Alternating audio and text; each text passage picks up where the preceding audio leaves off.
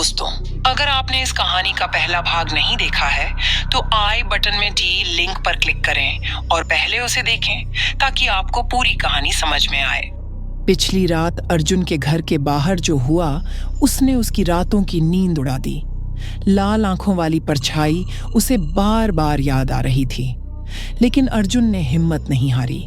उसने तय किया कि वो वैज्ञानिक की गुप्त लैब तक जाएगा और इस खतरनाक रहस्य को खत्म करेगा। अगली सुबह अर्जुन ने डायरी का नक्शा ध्यान से देखा।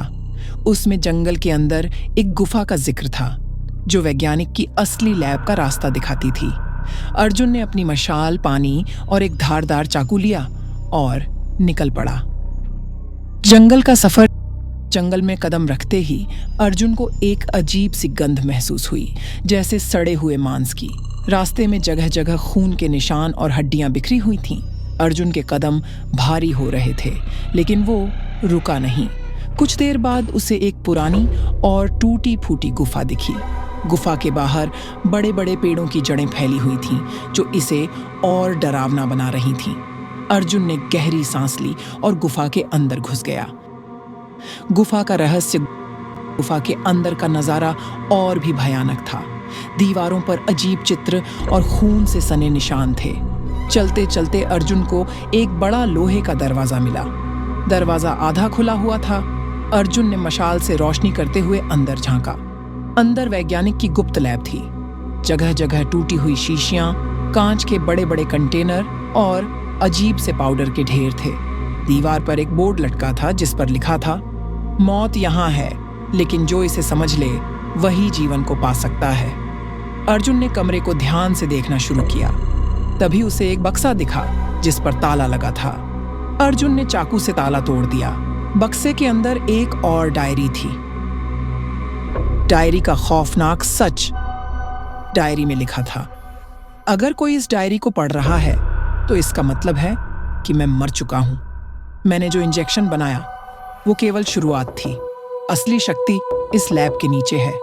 वहां एक ऐसा वायरस है जो न केवल इंसानों को ज़ॉम्बी बना सकता है, बल्कि उन्हें मेरे नियंत्रण में भी ला सकता है।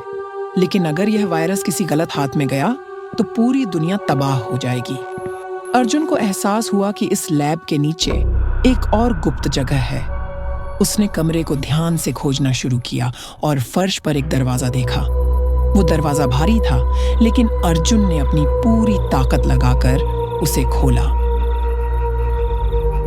निचले कमरे का डर नीचे उतरते ही अर्जुन को एक ठंडी और अंधेरी जगह मिली। वहां बड़े बड़े कंटेनरों में लिक्विड भरा हुआ था, जिसमें अजीबोगरीब आकृतियां तैर रही थीं।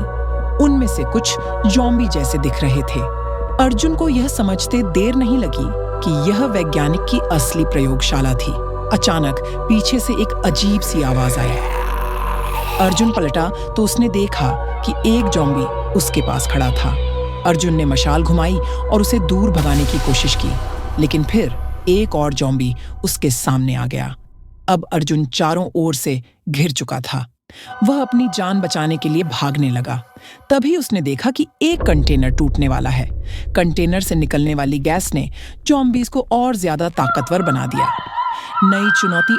अर्जुन किसी तरह से वहां से भागने में कामयाब हुआ, लेकिन उसने देखा कि लैब से निकलने वाली गैस जंगल में फैलने लगी थी।